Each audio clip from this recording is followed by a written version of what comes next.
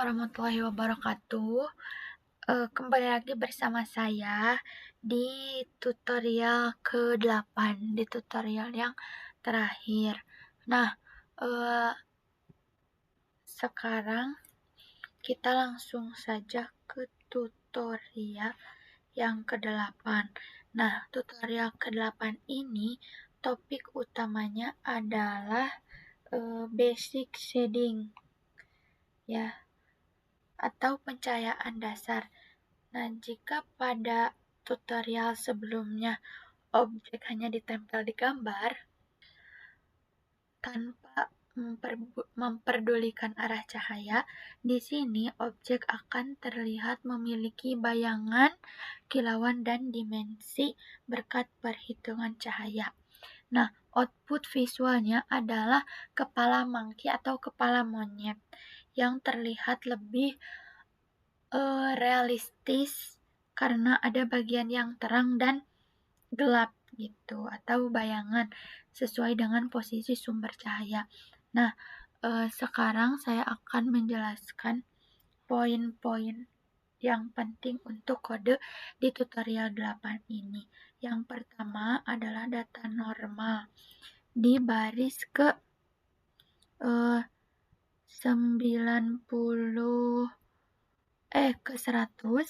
Nah, dan baris mana?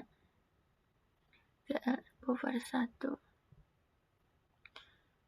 Normal buffer. Nah, di sini sampai ke sini. Nah, itu kita tidak hanya butuh posisi atau vertisis dan gambar UVS, tetapi juga butuh normal. Nah, normal ini adalah vektor yang menentukan ke arah mana sebuah permukaan menghadap. Lalu GPU membutuhkan data ini untuk menghitung seberapa banyak cahaya yang mengenai permukaan tersebut. Nah, seperti itu. Lalu poin yang kedua adalah pengaturan sumber cahaya. Nah, kita ke baris yang Nah, untuk poin yang kedua, ini kodenya dari baris dari sini, baris ke 122. Nah, sampai sini. Lalu ada di baris. Nah, lalu ada kode dari baris 145 sampai ke 146.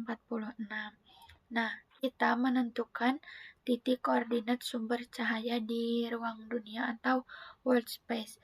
Dalam hal ini, posisi 444, data ini dikirim ke shader agar shader tahu dari mana arah datangnya cahaya untuk menghitung bagian mana yang harus terang.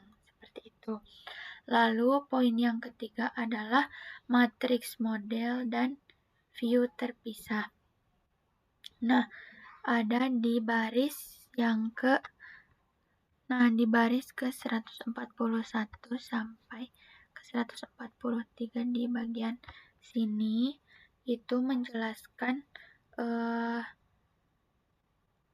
mengirim matriks atau MVP. Bisa disebut juga gabungan.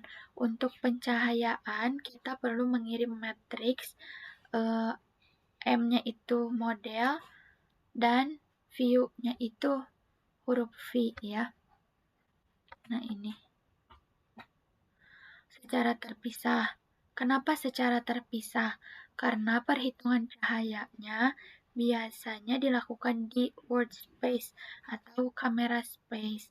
Nanti agar shadernya perlu tahu posisi asli objek sebelum digabungkan menjadi si proyeksi layar. Lalu poin yang keempat ada di baris yang yang ke 179 dari sini. Nah, ini dari baris 179 sampai 188 ini menjelaskan untuk mengaktifkan atribut nomor 2. Atribut nomor 2 pada shader untuk mengirim data normal dengan adanya posisi ether yang 0, terus UV E.R1 dan normal E.R2. Shader sekarang punya informasi lengkap untuk melakukan teknik seperti Pong atau Lambert ya. Nah, lalu yang poin terakhir kita ke baris yang 84. Nah, sampai sini. Nah, kode ini dari sini sampai sini di baris 84 menjelaskan untuk menggunakan shader yang berbeda dari tutorial sebelumnya. Nah, standar shading ini mengandung algoritma matematika untuk menghitung ambien, bukan ambien atau cahaya lingkungan. Lalu ada diffuse untuk cahaya utama dan spekular atau si pantangan kilap ya disebutnya.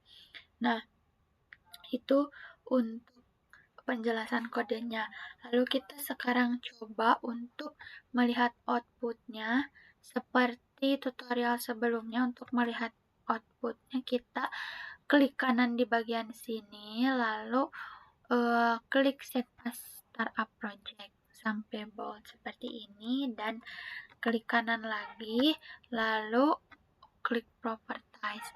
Nah, di sini kolom komen dan working directory-nya harus sama, beda di bagian build, debug, sama di akhir ada .xx ini. Dan jangan lupa ini tutorial 8 ya. Nah, tutorial 8 kita oke. Lalu kita rebuild terlebih dahulu.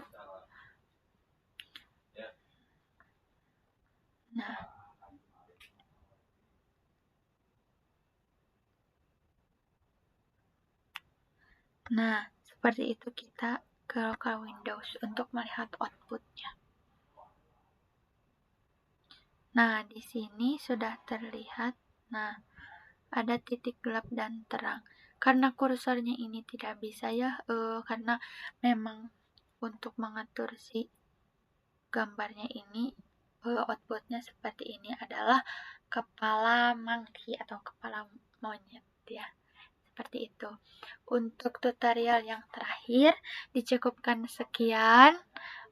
Mohon maaf sekali apabila dari kelompok kami dari tutorial pertama sampai tutorial terakhir ini banyak kesalahan, banyak kekurangan, dan banyak yang harus dipelajari lebih dalam lagi. Sekali lagi terima kasih banyak dan mohon maaf. Wassalamualaikum warahmatullahi wabarakatuh.